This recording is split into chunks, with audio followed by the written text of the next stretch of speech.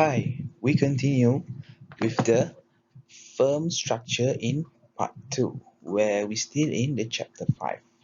So in this part 2, we're going to explain more detail on the another two type of market, which are monopolistic market and the oligopoly market. Okay, just a brief, simple and quick introduction about what is monopolistic market. Actually, monopolistic market is the most famous market around you all. Okay, that is a type of market where you can see they are selling a product with a variety and different between each other. For example, I give to you like scarf, tudung. So there are a lot of people selling scarf, cosmetic, where inside the cosmetic industry itself, they have a lot of variety of brand. So the brand, the style, all the packaging differentiate between each other. So same goes to scarf industry, tudung. Okay, they are different in terms of brand and material. Then the differentiation makes the consumer will change to other product if that particular goods or product are expensive compared to other competitor product. This is what we call a monopolistic competition market. Monopolistic ni yang the most famous one lah around you. You can see all the shop, the store is around you, the most famous one.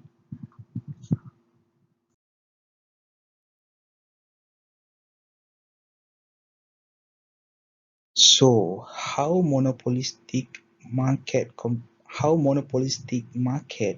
graph looks like. This is how they look like. Okay, if you see, it might look similar to monopoly graph, but the difference is the reason why the average revenue price in demand are sloping down and they are not similar with marginal revenue because they are separate between each other. It's just similar like monopolistic. It's just similar with a monopoly graph. But here it shows you because of the product itself is different, the demand curve will be stepping downward. Why? Because the moment the price of that good, remember the law of demand, the moment the price of good increase, the number quantity demanded will be decreased. Why? Because other people will change to other competitor product. So that is the reason why the demand curve looks downward sloping, and the level of elasticity for monopolistic are much more higher than the level of elasticity for monopoly demand graph. Why? Because in monopolistic there are a lot of companies, competitors and product that are varies into each other, which is they are different. People easily to change to another product from another product, one product to another product. Probably maybe because the product is expensive, that one is much more quite cheaper. That is the reason why they looks like this. And the demand graph also is said to be a little bit steeper, because the more steeper the curve for demand, the more elastic it will be. Meanwhile, for monopolistic, because it doesn't have any competitors, it look like a bit flattened for monopoly. Why it looks flattened? Because monopoly doesn't have competitor, so the buyer, the customer will become inelastic. So this is the comparison between monopolistic and monopoly.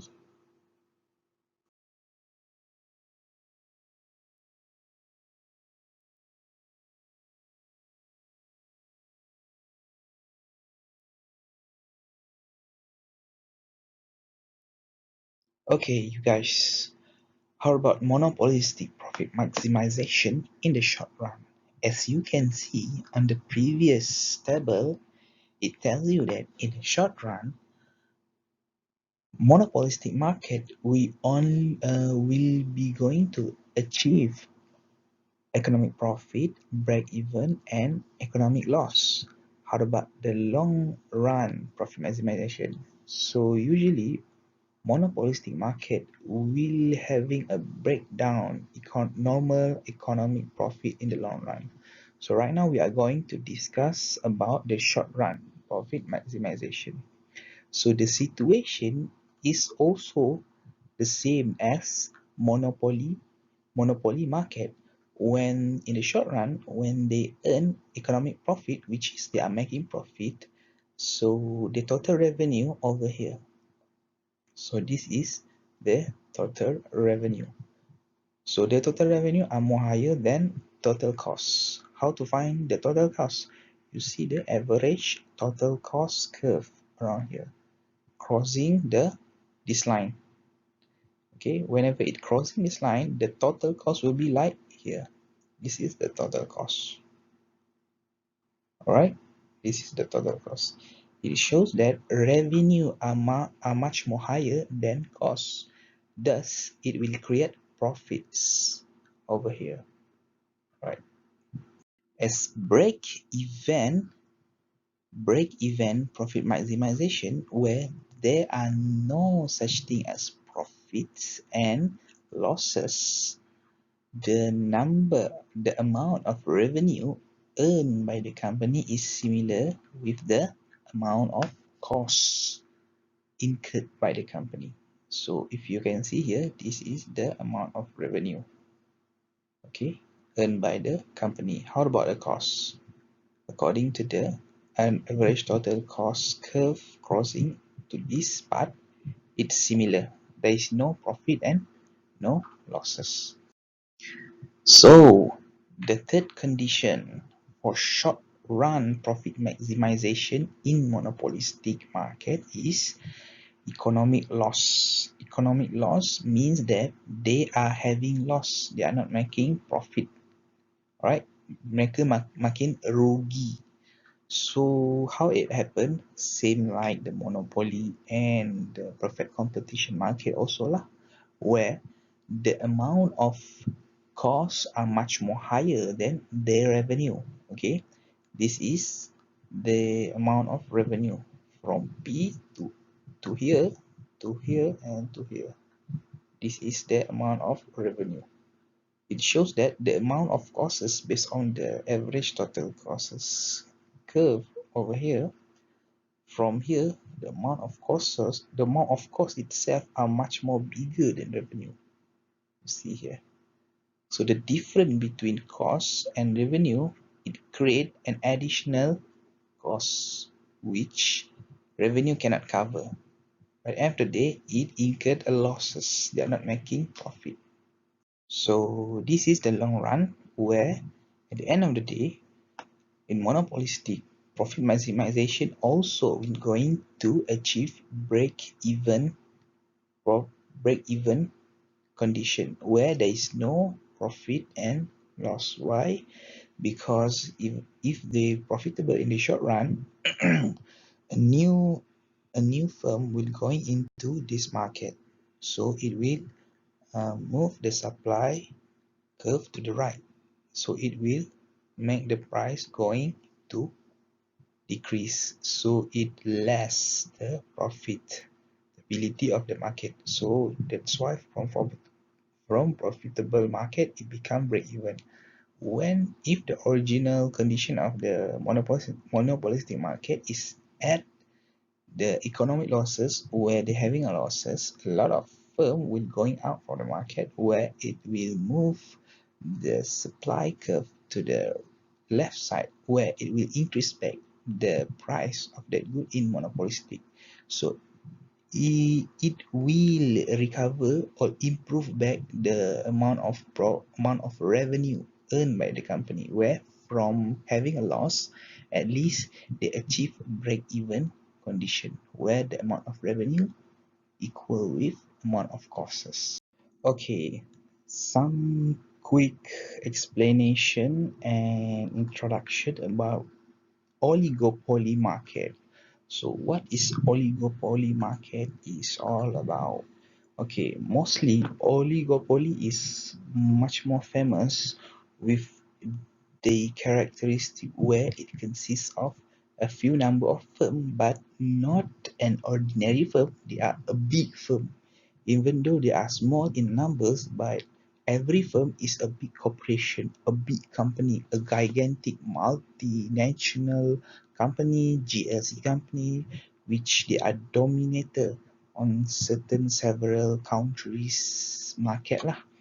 So the most suitable example I can give to you about how oligopoly is look like is a petrol station company, petrol gas provider such as Petronas, Shell, BHP, Petron, Caltech.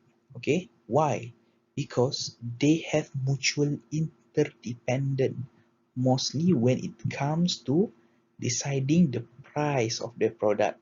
You see, no matter either you using Petronas, Shell, or BHP, or any other kind of fuels, the price is still the same on every petrol station because of the mutual interdependencies between this company. Okay, because of this, that is the thing that makes oligopoly is different between other market.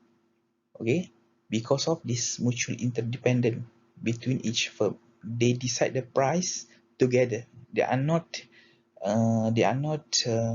decide the price individually, which means that my price, you another competitor with different price. No, they are cooperate between each other in the market.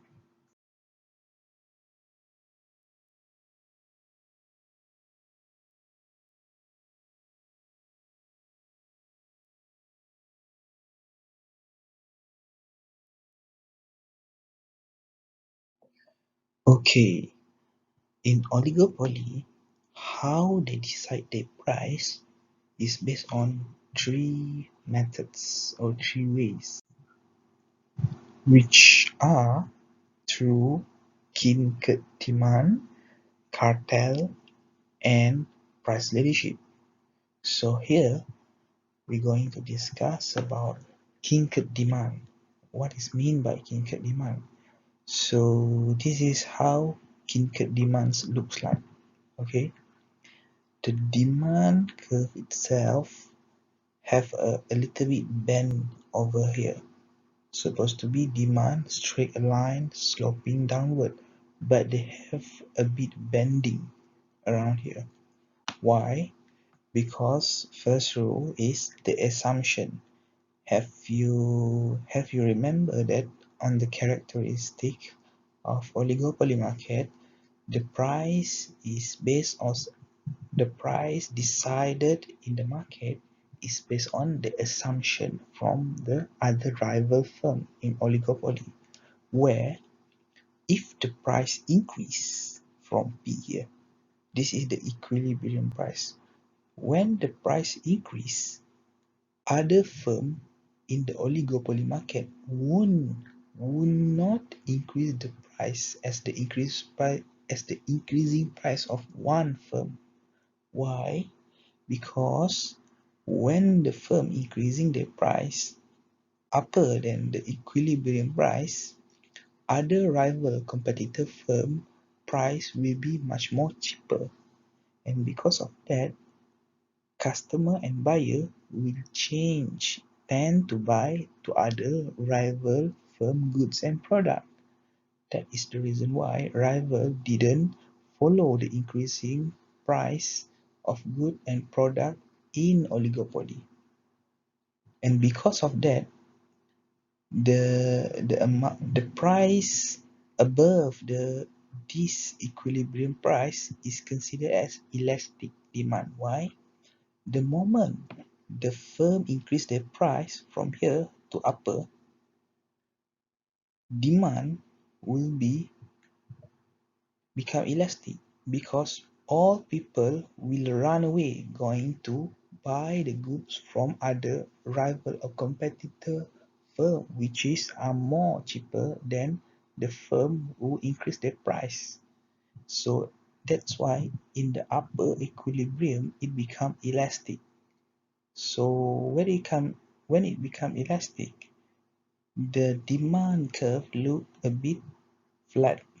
Okay, so the second assumption in deciding a price in oligopoly is if the firm decrease their price from the equilibrium price towards below this price, which is they want to decrease, the make their good and product to become much more cheaper. Other competitors, other rival will follow the decreasing price as the firm who decide to decrease their price. Why? If they didn't follow the decreasing price made by one firm, all of their customer, all of the other competitor and rival customer will change to buy to this firm product or goods. Why? Because the moment they decreasing the price of good for this firm will be much more cheaper than the other firm or rival company. So in order to to retain the customer, they have to follow the decreasing price of any firm in oligopoly. Okay, in other words, if the price going to increase, other rival or competitor won't follow the increasing price. If the price going to decrease, other rival and competitors will follow the decreasing price of that one particular form. They together decreasing the price because they're afraid to lose their customer to other competitors, which is offering much more cheaper in terms of price. So when it comes to this, the demand will be inelastic. Why? Why it become inelastic? Because all the firm are following the decision made by one firm where they going to decrease the price. Others rival firm also will do the same thing, which means that the consumer won't run away from the other rival to this firm because of they think that they decreasing the price to attract more customer, but at the same time other rival also decreasing the price to make sure that the price is similar among all the firm in the oligopoly. So nothing much change in term of demand when they decreasing the price. So it will become inelastic where the curve for demand, if you can see, it will become bit a bit steeper. It shows that inelastic in demand. So that is the reason why king cut demand look like this shape in determine the price in oligopoly market. Okay, when the demand turn to king cut demand, where the demand curve looks bend a bit from here to here, where on the upper equilibrium price it is shown that is elastic in demand. Meanwhile, for this part that they refer as a inelastic in demand. So because of the Kincaid curve that they call it as a Kincaid demand, the amount of marginal revenue will be affected, where typically the curve for marginal revenue is supposed to be downward marching downward like one one line lah. Because of this bending shape, the marginal revenue will be cut off from the original straight line, so it become like this. Okay, Why it become like this? Because of the effect of kinker demand based on their calculation. So how to decide a profit maximization and the price of good in oligopoly? By intersection with marginal cost and marginal revenue. So here at the original marginal cost, where it equal with marginal revenue at point A, you can see how much quantity offered in the market and the equilibrium price decide on the market. So let's say if the marginal cost going to decrease, where it will increase the price, it will increase the revenue and the profit for the firm in oligopoly.